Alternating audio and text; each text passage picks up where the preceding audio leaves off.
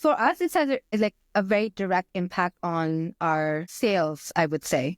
We're still early stages. So having a strategy for our product launch that was aligned with what we were doing in terms of content ended up driving a ton of leads for us for our beta launch, almost to the point where we're over capacity. So we're struggling to kind of keep up with onboarding people. We've actually decided to pause onboarding any new people because we obviously have a ways to go with the product. So I feel like that's a great problem to have.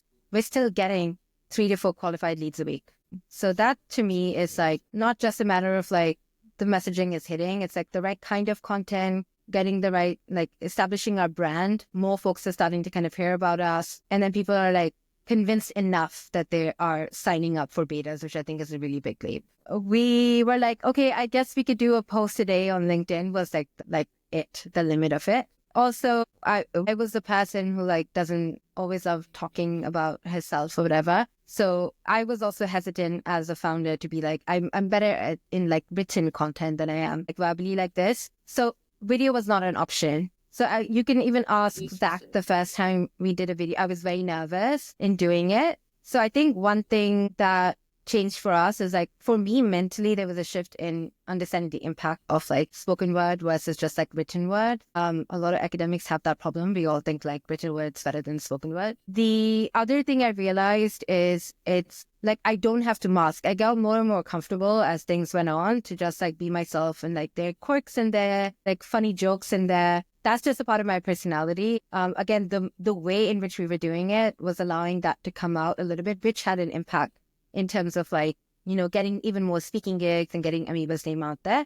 And then now I think one of the things we're trying is like we put out a ton of thought leadership is where I would say. So established a lot of credibility for myself as a founder. Now we're pivoting a bit more towards like doing more product demos and actually inviting in customers or like subject matter experts that we see to come in and be a part of the process. So it's not just me talking. I think one of the things I was nervous about starting out was like, I was like, I don't have a ton of time. And I'm sure you run into that with a ton of founders where we're wearing so many hats. The idea of like pushing out even short form video content feels like daunting. So the fact that we're able to have like a session and that session results in so much content is, I think, a huge value add. The second piece is like, yeah, I could go and record this myself, but I think that the expertise that your team brings in terms of clipping the right sound bites out is not a skill set that everyone has. So I think even that piece where sometimes I'm like, I would never have picked like that clip.